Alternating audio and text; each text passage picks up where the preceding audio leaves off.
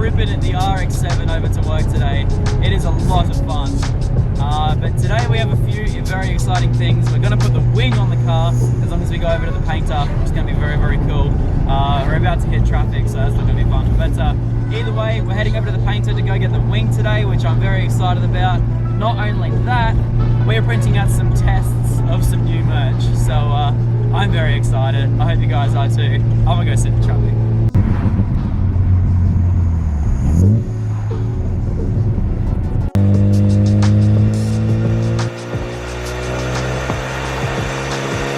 Righto guys, so the car made it to work this morning, but could not believe it.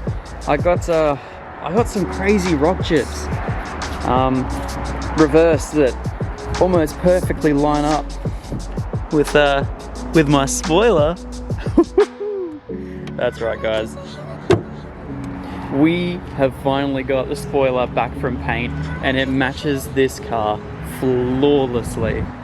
I just have to bolt it all down and everything, but the color match and everything on this wing looks insane. Look at that. So Michael from Jet Automotive Respraying, I don't exactly know his thing, but yeah, massive thank you to Michael from Jet for painting this wing for me. It looks insane. You guys can see just how incredibly glossy all that paint is, and it looks so close to the wrap. Like, I don't know if you guys can see just like the difference in the wrap and the paint there. You can. And this has all been polished and everything now as well. So yeah, I don't know, I'm going to set you guys up in a time lapse. We're going to put the wing back on finally.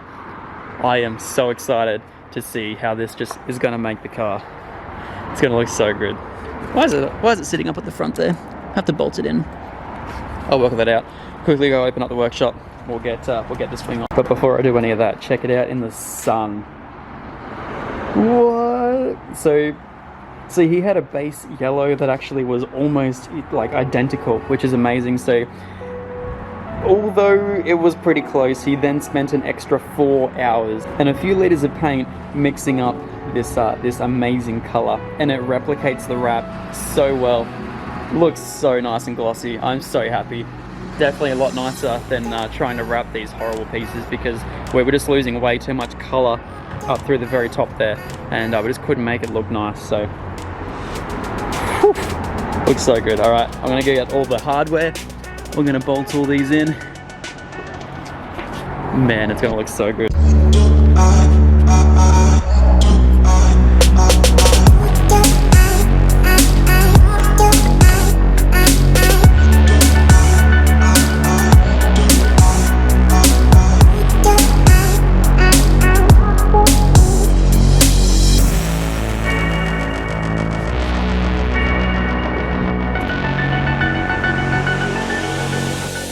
Today is a day that I was hoping not to do. Today was a day that I have been fearing. That's the right one. Ever since we've got the FD back on the road. It has been 3 weeks we have been daily driving the RX-7 and it has not skipped a beat. The car is absolutely amazing. I love everything about it. But the one thing that I fear every time driving this car is what the smoke is coming out the bonnet. Now, we have already previously spent a few days trying to work out exactly what the smoke is coming from. something from the hot side, there is oil burning off somewhere. So we took the whole thing back to basically leaving the bare turbo there, and we found that the Y pipe O-ring was actually split and it was dumping oil onto the exhaust. So fair call, we put everything back together and everything has been working perfectly ever since.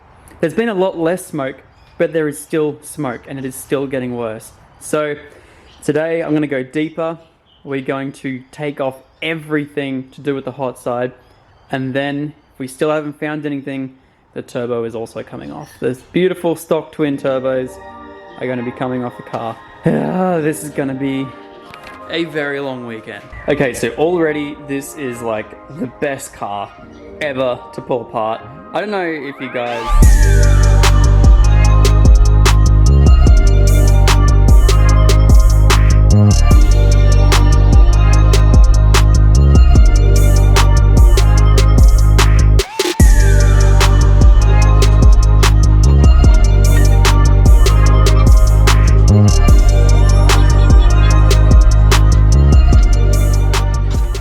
I don't know if you guys know or not, but like I keep talking about this 13B being so easy to work on. Like everything is just there.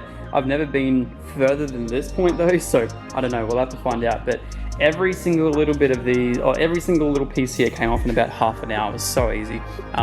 So now, anyway, we are going to look a little bit further into this. So you guys remember, we just put this O-ring back on, and as you can see, it is already covered in oil. I don't know whether that was the new one or the old one, I'm not quite sure, but that already has oil all over it.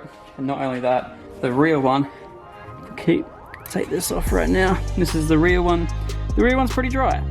So it looks as though something's up with that front turbo, so I don't know, there's still, oops, I don't want to drop that. So looking on the inside here, there is a little bit of oil in that one there. There is definitely a lot more oil in the front one there. So anyway, now we're going to get to taking off the dump so we can take off the turbo. I'm just going to keep looking into it, and man, this is horrible. The other thing I also did was I also destroyed that vac line there, so that's going to be fun to replace. I have no idea where that goes to. It goes somewhere down there. Yeah, it's not going to be fun either way. I'm going to work something out there. Okay, so I've just spent the best part of the last hour or so underneath the car, and my confidence is very quickly draining about getting this thing off today, to the point where I think I'm just going to get a single turbo. I know it sounds crazy, but the stock twins, there is so much going on. I just can't fathom. Underneath here is like 4 or 5 actuators that all are like properly set, and if I was to take any of them off or change anything around with them, they would all need to be properly reset, and they would risk making more boost or less boost or whatever happens. So I'm thinking the time is now to go single turbo, which sucks. I've also just had a look underneath the front side turbo, which is where I see all the oil coming from, and all I can see down there is oil and coolant. It looks like the oil and coolant drain are both leaking pretty severely. So I think this might be the FD's last hurrah for a bit. We'll focus on the R33, get that all sorted. But I think this thing needs a little bit more love and attention than putting the stock twins back in. They are a great setup, and it would have been cool to rip it around for a little bit, but with the risk of this thing catching on fire, we obviously don't want that to happen. So this thing will be parked up for a bit. It's a bit unfortunate.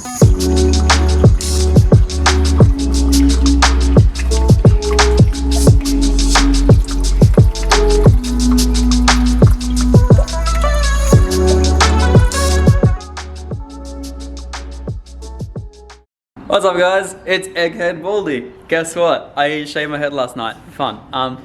Yeah, I had a big Britney moment. Now, if you guys don't know, I shave my head every now and then. Usually it's to raise money, but this time I just did it for fun. So yeah, in the last year or so, we've actually raised almost $2,000 just by doing charity live streams and everything else as well. It's been really cool.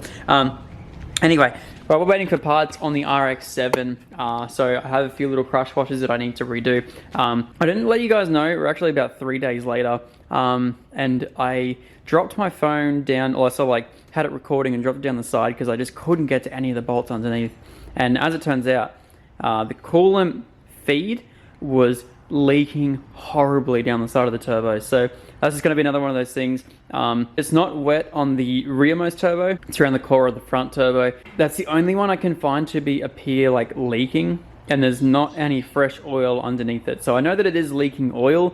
I know that there's a lot of fresh coolant though. So we're going to redo the crush washers for the oil feed and the coolant feed. So we're just waiting on some of them to come into stock into Super Cheap. We'll go grab them later today. But in terms of the R33, we're going to be replacing the intake air temp sensor, because if you guys remember, this car has had a few little issues with just starting up in the mornings, especially cold mornings, and putting me into like a limp mode where it just pulls a whole heap of timing. Basically can't drive the car at all. So we have a brand new intake air temp sensor. Massive thank you to Whitey's Wiring. So we're going to install that really quickly. And also just check the parameters on the voltage. So we will double check that right now. I can't exactly undo this with that, but yeah. So quickly just open up the car. We will do this. I should give this thing a wash today. I'll tell you what, if it doesn't come up with an engine light, I'll give it a wash. I'll give it a bit of a birthday. Theoretically, this is the last sensor to fix the entire car. This is the only issue that we have now with the whole thing. We have voltage across the entire car, the battery's charging, the dash is now working. Like, theoretically, if this fix, it literally gives me the whole information on the sensor and everything else as well on the tuning program. So as long as the parameters are correct, which I have to check in just a second once my laptop is charged, and this sensor works, then this R33 is finished. Are you happy about that, Sarah? This sensor should fix the entire 33. Bye, have fun, enjoy work. So yes, I'm excited. Let's quickly get to taking off this sensor and just, yeah, I probably should fix that too. Oh, I'm gonna fix a few little things. Once the car works, I might think about making it clean. Okay, so the sensor itself looks fine. It doesn't look like it's covered in oil or anything, so hopefully it's just a matter of this one was just faulty. We can change out the sensor and everything just goes to plan. So one of the things that started to make this thing go weird was when we went to that first drift event. As soon as we got it all tuned up, we started to have issues where it would put me into like a limp mode or such, or pull timing or something. As soon as we finished the first track event that we did, basically we got it all fixed up, tuned, everything, drove out to QR, drifted it, and then came back home. We just noticed issues on the way back home. The dipstick popped out and oil splashed absolutely everywhere on the car. So I washed it all down, and I think after that is when I had the check engine light come up. So I think I might have even just found a sensor or shorted it or done something along those lines. The actual contacts on the actual plug look fine. So I don't know, maybe not that, but it's either this or it's the parameters.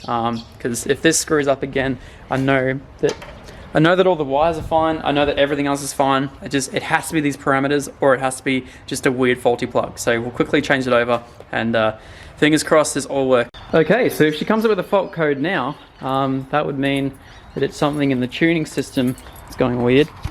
So, alrighty, let's have a quick little look. See. Okay, my key is now stuck in the car. Great. Now what are we gonna do? Okay, there we go. That's better. Rightio, pray for no engine light to come on.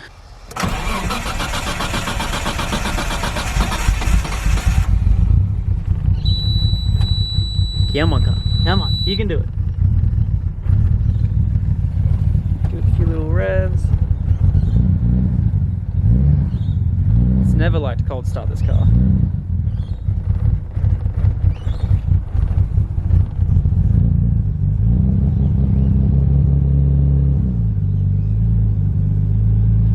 It's running now. Beautiful. Check engine light's still on, which means that must be in the actual software itself. It's got a little bit of blue smoke coming out. Right, so we're just connecting up to the ECU right now. As you can see, everything seems to be working. So you got idles nice and level. Like, that's pretty good. Staying nice and consistent, which is nice. Analog inputs here. Go to IAT.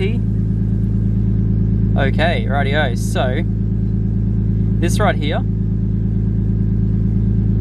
should be 4.95.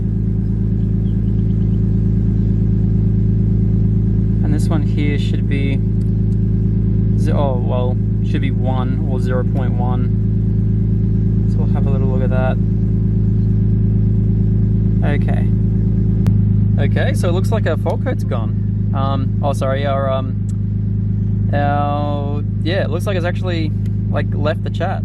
Hey guys, so it has been 2 days since I quickly replaced the sensor as well as did a few little things in the tuning software. Forgot to save it to the car. Pressing Control S actually saves it to the car. So the next morning I woke up, the fault code came back, went back in, had a look at the parameters and set it to 0.1 and 4.95 again. And I actually saved it to the car this time. And ever since then, no weird cold start issues. It's just started up perfectly, no worries at all, and I've been able to drive to work without having any weird parameter cuts or any weird misfire or anything crazy. So now that I've actually fixed all that, the only thing I have left is just to try and clean up that cold start a little bit. So the cold start, you probably would have heard in the videos, it gets really lumpy until it basically gets warm, and usually I can drive a car when it's cold if I really need to, and I especially like to do it around where I live because about 200 meters down the road is a nice big open area where I can just sit on the side of the road and just let the car warm up. So usually I don't like to let my cars, even the RX7, warm up out the front of my house, especially because I leave for work at 7:30 in the morning. I don't really want to annoy anyone, and especially being winter, it's nice and still kind of dark here. So I kind of feel like an absolute dick when I let my cars warm up here, especially the RX7. So I usually let it warm up for 30 seconds, jump in the car, drive down the road, and then let it warm up down there. But I haven't even been able to do that because the car literally will not move for the first 5 minutes, and yeah, I just feel bad. So I'm going to get a trigger kit sorted. Once again, OnSong Performance is going to be swapping me a trigger kit for the straight through exhaust for the 33, plus a little bit of extra cash on their side. So we're going to be doing that, which is very cool. And not only that, if that doesn't fix my cold start issues, I think it could just be a faulty CAS, and maybe just timing on a cold start. I'm not quite sure. But yeah, I will double check that. Could be a faulty CAS, could be injectors, could also be coils. So I'm just going to do them all at once. Going to do coils, going to do CAS, going to do trigger kit, and I'm also going to do plugs as well. And that should hopefully fix up all the issues. And then the Skyline is fine, apart from that power steering lead. Anyway guys, thank you so much everyone for watching, and I'll see you in the next one. Peace! Yeah, and first of all, I'm not trying to be someone I'm not. Well, there's plenty different ways for you to go and get your props. You don't need to try pretending living lifestyles you ain't got. That's that shit I told myself when I was low and feeling lost. Learning lessons pay the cost while they watching you go.